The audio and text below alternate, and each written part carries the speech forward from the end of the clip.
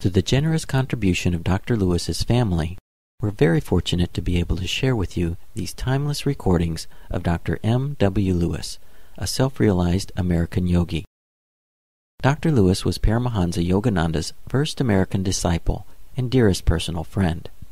The wisdom Dr. Lewis imparts through these teachings will give you a dynamic and practical insight into the ancient science of yoga as taught by Paramahansa Yogananda. This lecture's title is Finding Your Soul Companion and was delivered in San Diego, California on March 16, 1958. Our subject this morning, Finding Your Soul Companion. Finding Your Soul Companion. This can be divided into two stages, so to speak. First, before marriage, and then action after marriage. They both are important because if you get started in the right way, so to speak, with the ideals foremost in your mind, which should be with two people that are to be married, then the outcome can be only one way, for the best. But first, let us understand the purpose of marriage. In just a word or two, the purpose of marriage is, as you know, to perpetuate the species and to keep this cosmic dream running.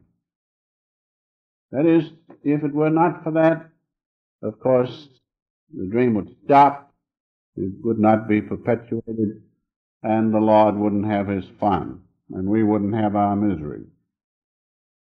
So let us fool him and join him in his state of consciousness wherein he produces this dream.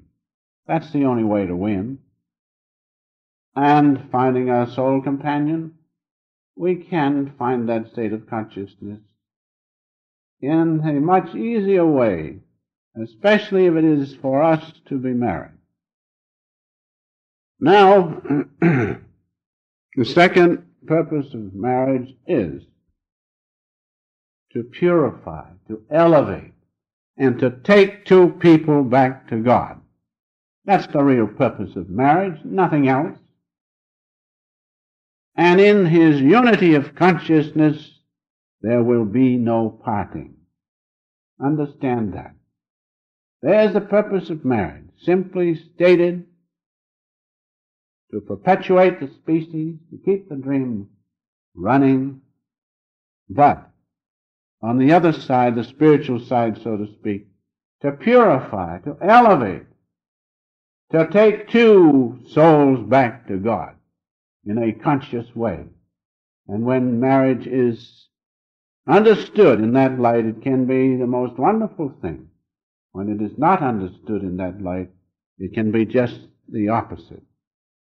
A word or two from one of Master's writings point this out clearly. From his little book, the Master said, two persons that unite their lives to help each other toward divine realization are founding their marriage on the right basis. Unconditional friendship. Woman is motivated primarily by feeling, and man by reason. Marriage is meant to balance these two things. Now, marriage wholly on the physical plane can lead to only one ending. There's only one result: ill health, distrust, and unhappiness. Realize that if you keep your marriage wholly on the physical plane, that's what will come. Because things of matter pass away. They have a beginning, they must have an ending. And when that part of it ends, there's nothing left. Just realize that. It is not necessary to do that at all. That's only one aspect of it. But realize what the result will be. Ill health, distrust, and unhappiness. Who wants that? No one wants that in their right mind. But, on the other hand, marriage kept on the spiritual plane,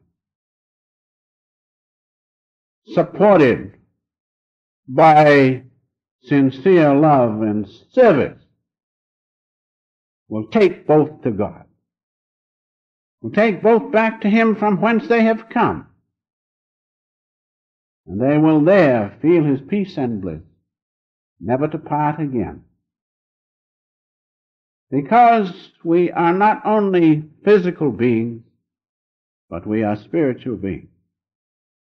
And if we keep our marriage balanced between the physical and spiritual planes where it belongs, then the result is peace and bliss in the great omniscient consciousness of God. Both are lifted, both are united in that unity of consciousness where there is no parting.